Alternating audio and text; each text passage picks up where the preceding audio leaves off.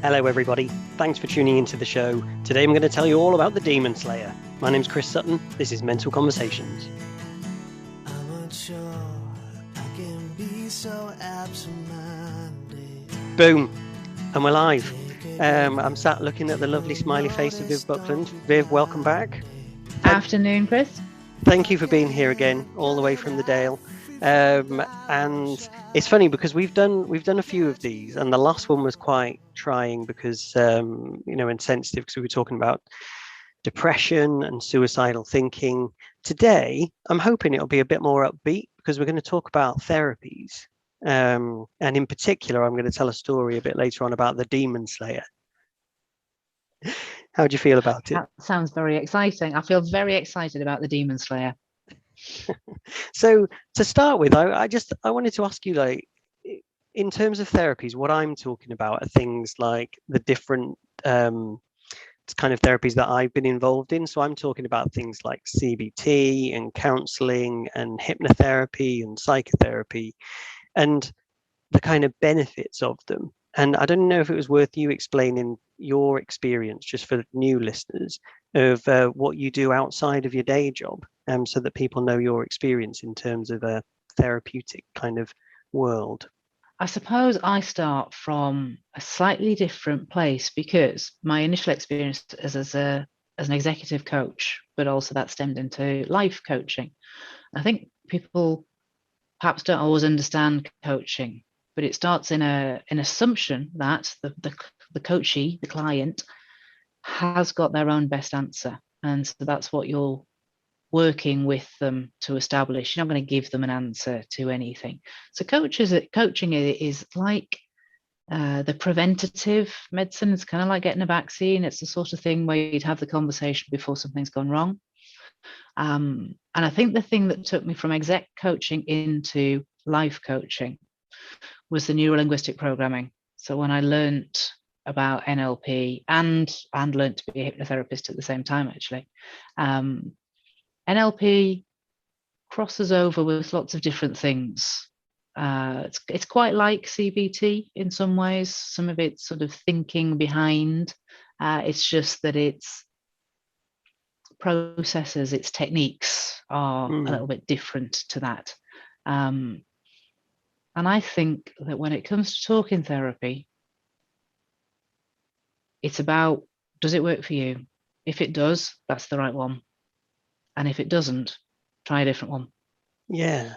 You see, I'm so glad you said that, actually, because I found that with some of the things that I've tried, so like coming from a position of trying to deal with my anxiety, like, that's where I was originally when I first entered any kind of environment where I was sat in a room with another person that was going to try and help me, and and some of them haven't been great. Even some of the ones, so like counselling, I don't even know what the definition would be necessarily, but sitting there and just talking about my problems with someone. I've done that with a couple of different people, and they were probably using a multitude of different techniques, some of which you've just described. And CBT, just for those who don't know, cognitive behavioral therapy. And there was like varying degrees of success. And what I realized in the end is something that I've heard repeated back to me loads of times now, which is that quite often it's more about the person. It's more about that therapist or like the person helping than it is almost about what they're saying. Because if you build some kind of level of trust with them and you build a rapport and a relationship with them, then it becomes more powerful. And that's probably because, like you said, the most powerful thing is if the person comes up with the answer from within themselves. And if you develop a good relationship with someone, you're more likely to be able to do that. Well, you're the only expert on what you think you can do and what you believe you can do. So when somebody else gives you an answer, they're almost giving you something that you can lay blame to later for why it didn't work. Okay, because I do some facilitating around learning some basic skills in coaching. And I do that quite a lot. One of the things that we explore early on is, so what's the difference between coaching and mentoring and counselling? You know, what is it that differentiates all those things? Because in essence, the skills of the person you're talking to are the same. So the skills are around listening really well and asking really good questions. So the skill set is the same across all of them. It's just that what the therapist or the coach then introduces is slightly different. I mean, counselling, I haven't experienced counselling, but I know a lot of people who have been to counselling. And I think, yeah, you're absolutely spot on when you say it's about the relationship that you have with that counsellor. But the notion of talking about a problem, it wouldn't work for me. I don't want to talk about the problem, but it's really important for some people that that's exactly what they do. I come from a slightly different perspective, as did Epictetus, who was a Greek Stoic. He's my favorite Greek Stoic. I mean, I don't have a long list of them, but I love Epictetus. He's mine now already. Well, there you go. And he was famous for saying something to the effect of, it's not the event in the past that causes you the harm. It's how you think about the event in the present that causes you the harm. So an event can have caused harm, but once it's in the past, that's where it is. Yes. And counselling wants to dig it up again, and there'll be reasons why that works for some people. So the NLP approach is to go, oh, okay, that happened in the past. How do you do the problem now? Well, how's it affecting you now, in the here and now? So how can we change the now? Because I can't change the past. So everybody is different. The one thing that we have to remember is everyone is different, and therefore trying different routes. If one doesn't work and you want an answer, try something else. Do you know, some people, of course, just want to prove that they can't be sorted out. Yeah. And their problem can't be solved. That is a thing too. People believing that their problem is too big to be sorted. Well, I remember actually, funnily enough, you saying that. I remember, and I've said this on this podcast loads of times, but when I first went to a doctor and I really like plucked up the courage to go to the doctor, and when they kind of like described to me how many people come through their doors with similar issues, after about 2 or 3 weeks, my feeling around that was I was relieved that it wasn't only me, but my knee-jerk reaction was, what? No one feels like this. No one feels like this bad, and that was actually my knee-jerk reaction, if I'm being 100% honest, was like, I was a bit put out. I was like, no, that seems to water down the strength of feeling the struggle I've got. So I was a little bit like that, in that kind of like, well, you can't fix this because this is unbelievable. This is like such a challenging, thing that's to be able to overcome. And you're just saying, yeah, we get loads of people like you coming in. We'll sort you out. I was kind of like, oh. But the other point I wanted to pick up that you said there is this. I don't want to say his name, but someone I've actually had on the podcast before, who I've talked a lot to about his own kind of like issues with mental well-being, and he is absolutely determined to find out the source.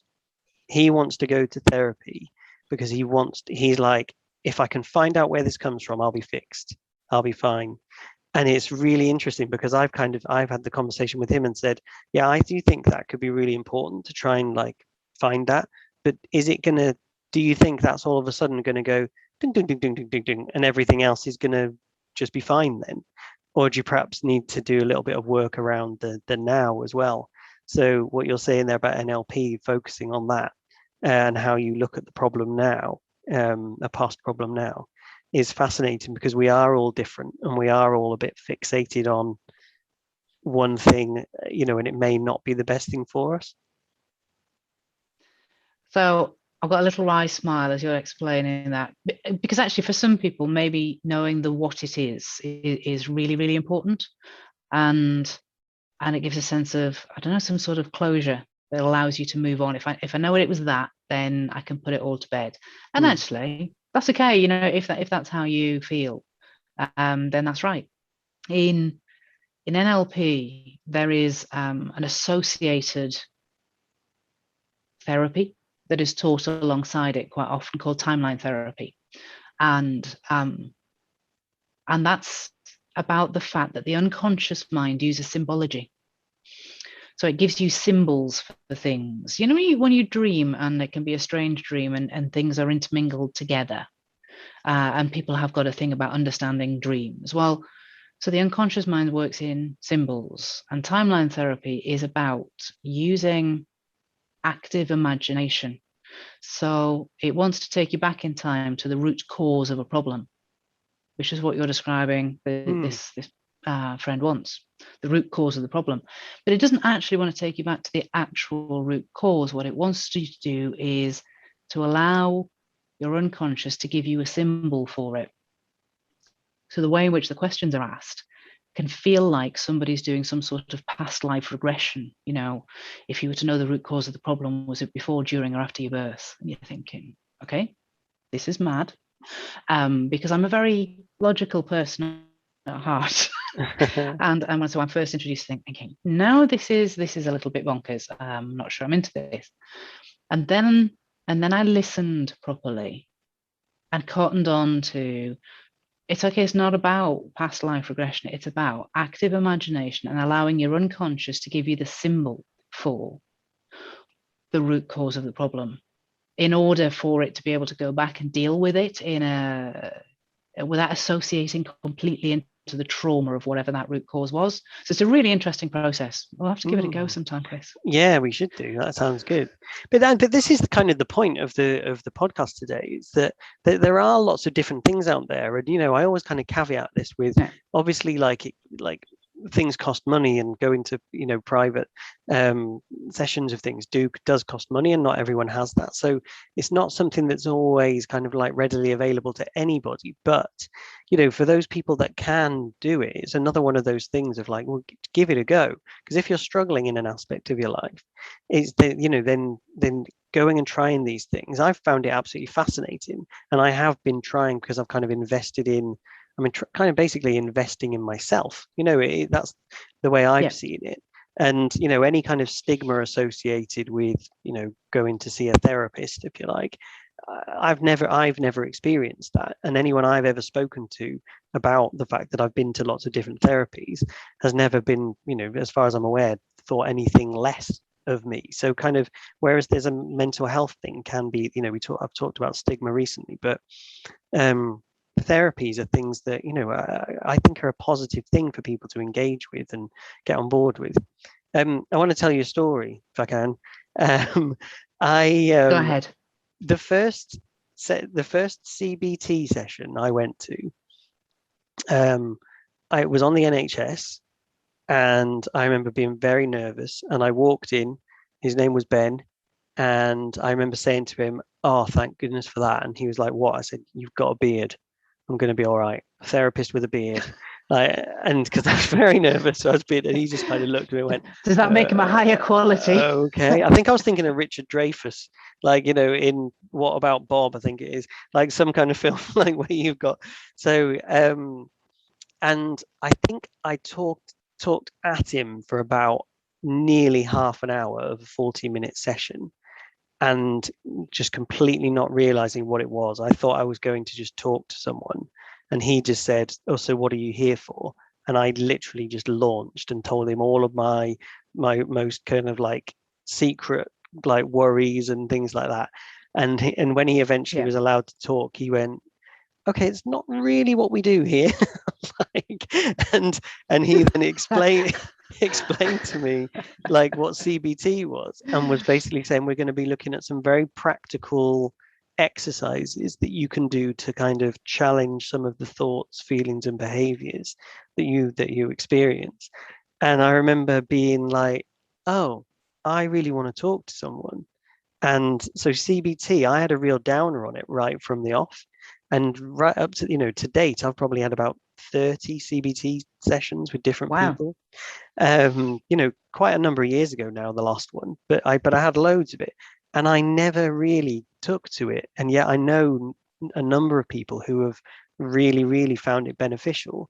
And the thing with that is that you'll look at kind of a thought, feeling, or behavior that you exhibit, And then there's a load of, like I say, a load of different exercises in how to challenge that and how to try and reframe it by kind of, I don't know, just as an example, you'd say that there's a situation you're going into, like I've been asked to go to the pub tonight and I'm really Yeah. scared because I'm nervous about going to the pub because it'll be really busy and blah, blah, blah. Yeah. What's your feeling about that? And it'll be like, I'm terrified. What's your fear out of 10? 10, and then they basically go Yeah. through, this is just one example, they'll go through a load of different questions of kind of like, yeah, well, what's likely to happen and what's the likelihood of your fear coming true, and then by the end of the page you kind of go, it says what's your fear now, and you're like, oh yeah, it's probably like 4 or 5, because you Yeah. you essentially go, this is the worst that can happen, and then but they'll ask, well, what's the best that can happen? Well, the best that can happen is I walk in there and it's free drinks on the house, and it's Yeah. Absolutely. served at your table, and you got like, so all of those fears you might have gone away, and you go, all right, well, that's a 0 and that's a 10. And then the thing that you kind of realize is that most worries that you have are going to be somewhere in the middle. And actually, if you can start thinking that longer term, more immediately, when a situation arises, oh God, I'm a 10, you go, oh, hang on, if I do that exercise, I'm going to be a 5. So you kind of skip Yeah. to that, I suppose, is the, Long-term self-management. Yeah. yeah. So I like the idea of CBT, but my issue with it is it's quite a lot of homework. Like, Oh, you don't want to put the effort in. Is that what you're telling me, yeah, Chris? yeah, and I'm just being honest here because, like I said, I had all these sessions, and I very much felt like when I go to the session, that's where I will do the work on me. But in between time, the Yeah. other 6.5, 7, nearly 7 days of the week until my next session, I'm just going to forget about it, and then I'll do the next. But actually, you need to do it. You need to really focus on it and put a lot of effort in. And I do think that if you do that, then it can be really beneficial. So, have you used CBT before, or? I've not used it. I've spoken to a lot of people who have experienced CBT, and it feels a bit cold. And you're right, lots of homework. But as you were talking, and I was listening to how you were describing it, in NLP terms, we talk about cause and effect, and that a client is a client because they're on the effect side of the equation of life. So they think that things happen to them rather than them being able to control or be responsible for them. And as you're saying, I've been to maybe 30 of these sessions, and the problem was there was a lot of homework. And I'm thinking, yeah, that's because quite often when someone approaches a therapy, they want to be fixed. And they're hoping to be fixed. But actually, they're not an active participant in the process at that point. At that point, the best that they've been able to summon up in terms of resources is to actually seek some form of therapy. They're still quite a long way from being at cause, at feeling like they are part of the answer, and that the answer is still something outside of them. And of course, the answer is always inside of you. You may not yet have the resources to access or feel able to access them, but the answer is always inside of you. And actually, a lot of people take a little while before they get round to that bit where they go, oh yeah, I'm doing this to me. And I'm not doing it on purpose, but I'm the one that's controlling this. It's just that actually I've let it out of control. Yeah, and I'm like running the wrong programs. I'm running I could be looking at things in a different way, or it's fascinating really, because I've noticed it a lot recently for myself, through various different things. There's been quite a lot of stress involved around my life at the minute, and that has kind of meant that I'll look at a situation. I've started being a lot more negative, just literally in the last month or so, and like noticeably so, with like friends and family who will say to me, why have you, this has happened, why have you gone and done that? And I'm like, well, what if this happens? And they're like, whoa, where's that coming from? Why have you gone down this path of well, this bad thing's going to happen, when Yeah. it's I haven't got a good example, but something like quite innocuous, or like just nothingy will happen, and I'm like, oh God, we need to really sort that out. And they'll be like, whoa, whoa. And you realize that like mindset is everything in terms of how you process it. That first It is. filter is everything, because something happens and you go, yeah, I can deal with that. It's fine. Dealt with it before. And it becomes nothing. Or you grab hold of it and go, this is it. This is the disaster I've been waiting for. It's here. I was right. Like I can let all those emotions out. It's a crazy thing. And the ability to feel like you can deal with something changes. I'm not just even on a daily basis, but on an hourly basis, because the way in which your physiology, how you stand, how you sit, how you behave, that physical activity is so closely linked to your feelings, and therefore to how well you are able to access your own resources, that it's very easy to fall into some sort of negative behaviors. I think the thing that I've long since learned to do is to uh, notice that something's happening, or notice that I feel demotivated. I've had a demotivated week. I've felt like, do you know what? I'm not sure how much I can be bothered with the things in my email box or the work I need to do. Mm. And then I've noticed it and thought, well, okay, I could feel like that, or I could choose to feel differently. How would I like to feel? And what am I going to do about it? Because actually, nobody else is going to come along and give me motivation. Yeah. It's up to me, and I can wait for someone else to be responsible for that and think, oh, I should have a manager that's going to do that for me. Or I could just realize it's in my own gift to do that. I just Yeah, have to and realize that it is. yeah, that's right. And I've always, I remember when I very first got into like going to any kind of therapy sessions or talking to people about mental health and having an understanding that it was even a thing. I remember thinking, God, you're saying about once you notice this pattern, then you can do something about it. And I was like, I don't even notice. I don't know where the event is. And then, and as I've kind of worked at it, you kind of develop that muscle of going, hang on, this is what I can see it now. This is what's happening. So having that awareness, Yeah. if you're not aware of something, it's very difficult to do something about it. But once you realize, actually, I'm going down that spiral again, even about something, like I say, something small, then you can actually try and reframe it. And, you can, one of the things came into my mind is about like music. If I put on some like sad music and I'm not feeling great, well, I'm gonna feel worse. Whereas if I put on some like music that I really like, Yeah. makes me want to sing along or whatever, then that that does generally put me in a good mood. So it's like, well, do more of that. So Absolutely, it so does. Yeah. Yeah. it's a Do good more of that. do more of that, whatever that equivalent is. If you've got people listening, for whatever that is for you, go and do that.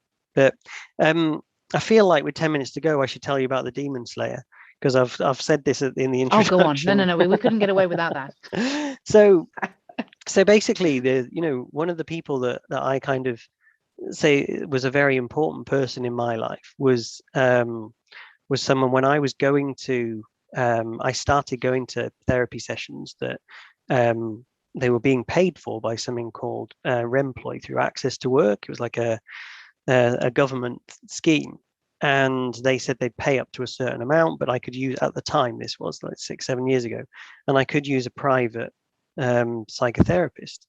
So I found this lady, and her name's Layla, and I'm going to get her on the podcast one day. And this was the thing that I learned, where I learned about it being the person, because we hit it off Yeah. straight away, or I hit it off with her. I was just like, okay, I really like this person, and that's quite a big thing for me if I like someone, like so I was like, okay, she was welcoming, she was friendly, she was, um, and but I remember saying to me, tell me what your story is, tell me what your problems are. And I spoke to her for about again, same as I did with the first guy. And in fact, Layla doesn't have a Yeah. beard, but then never mind. And Her failing. Yeah. yeah, and I spoke to her for about 20 minutes and offloaded all this stuff. And she said to me, Chris, it sounds like you have many demons. And I said, oh, well, yeah, I think you're probably right. And she said, don't worry, I'm the demon slayer. Right. And I remember the funny thing about it was, like, I don't know, 6 months later or something, I recounted that story to her and said, oh, I remember on that first day. And she swore blind that she never said that. So she was like, no, I never said that. And yet in the 6, 7 years since, when I've kind of Yeah. developed my presentation skills and I've talked about my own mental health and I've told this story like dozens of times, I tell that story and I put a picture of like a demon slayer up on a kind of PowerPoint presentation and always relate to that. But she says, but it's just funny that she said she didn't say it.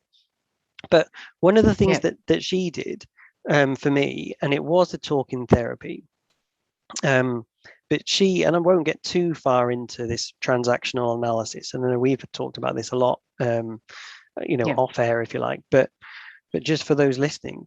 So Layla put, after listening to me, she put the letters PAC on this whiteboard. And she said it stands for parent, adult, child. And she said, these are your 3 ego states. And they're basically battling for supremacy within your own mind. And maybe one day we'll talk about it a lot more on the podcast. But the key thing I want to get to was that the second week I went in, we talked for 15 minutes, and then she wrote them down on the board again. And I said to her, sorry, I was too English about it, and I was too polite, and went, "Oh, we did this last week, but I won't say anything." And she put them on the board again, and we started talking about them. Yeah. And the third week, she did the same thing, and I thought, okay, well, I'm paying for this, so I better mention that, So I said it. I said, "Oh, can I just stop you there? Because we did this last week, and actually, we did it the week before." And she went, "Because this is it for you. This is it." She went, "If you get this, you'll start feeling better." And I think that kind of confidence, and maybe it was to do with it. Yeah. So anyone go and look into it, transactional analysis. But it's basically those kind of, and as you know, Viv, because you set me on the trail to doing it, I subsequently did a presentation all about this, and called it "Which of the Voices in My Head Should I Listen to?" Now, it's essentially those competing voices and which one you listen to. And whichever one you listen to the most puts you in that mindset to deal with problems you're dealing with. But the key thing for me was, like I say, because she said it with such confidence and conviction, I really threw myself into it. And going a bit like full circle, with the CBT, I found it very difficult to engage with work going on outside of those sessions. But with those conversations with Layla, I was like, oh, if this is it, I better learn it. And I was so motivated to work on it and to understand it that it made a profound impact onto my life. So it's just hopefully a clear demonstration of finding the right person is key.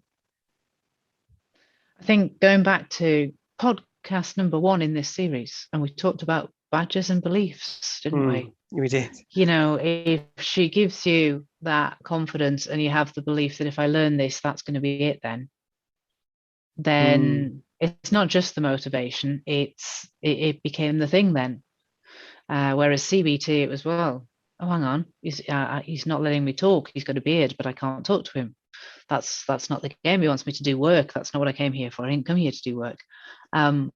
Beliefs are formed in an instant, and limiting beliefs come from limiting decisions about things, and then they stay with you.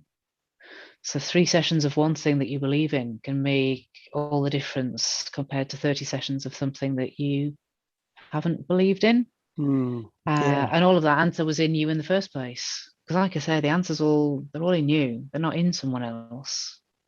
It's and the thing about coaching and the thing about kind of NLP is you get to listen to people and go, oh, that's interesting.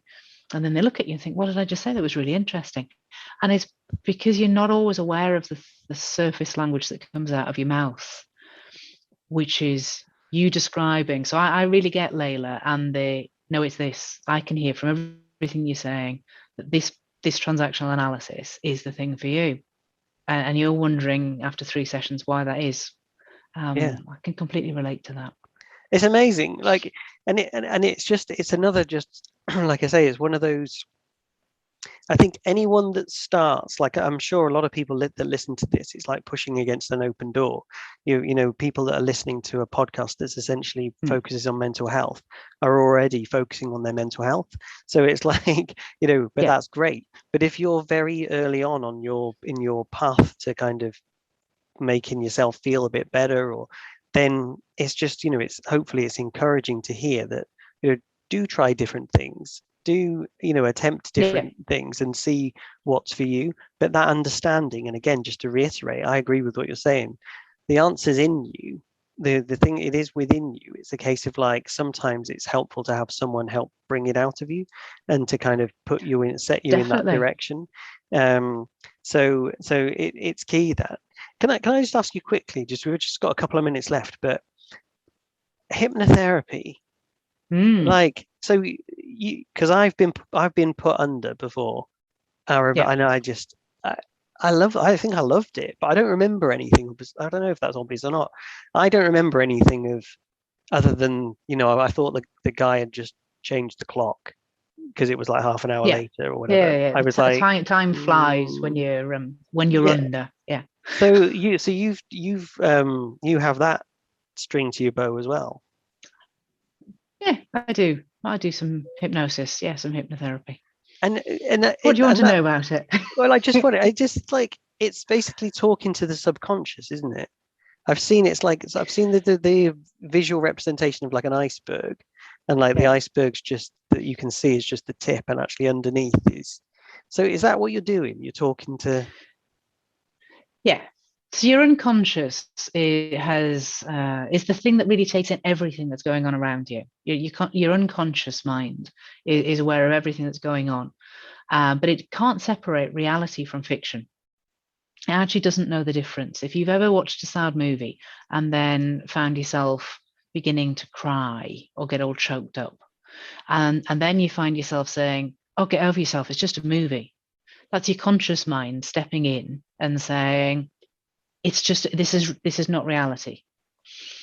So with hypnotherapy, you're putting the part of you that you think is logical to one side, to the conscious mind, the bit that's telling you all this stuff that you go on to believe. And what you're doing then is talking to the unconscious mind in a way that makes sense to it, because the unconscious mind works in metaphors and in symbols. And the type of hypnotherapy that I do, it comes from modeling the practice of Milton Erickson, who's a famous hypnotherapist back a few decades ago. And he explained that the reason he had clients was because they'd fallen out of rapport. Their unconscious mind had fallen out of rapport with their conscious mind.